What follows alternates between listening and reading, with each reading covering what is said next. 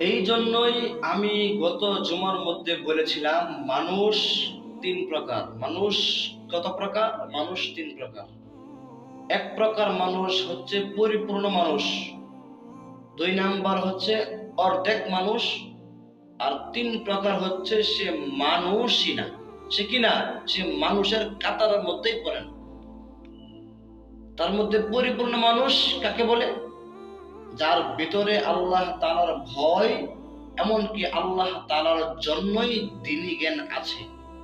তার ভিতরে দ্বীনি জ্ঞান থাকার পরেও সে মানুষের কাছ থেকে পরামর্শ করে, বলে এই কাজটা করলে কেমন হয় আপনারা বলেন।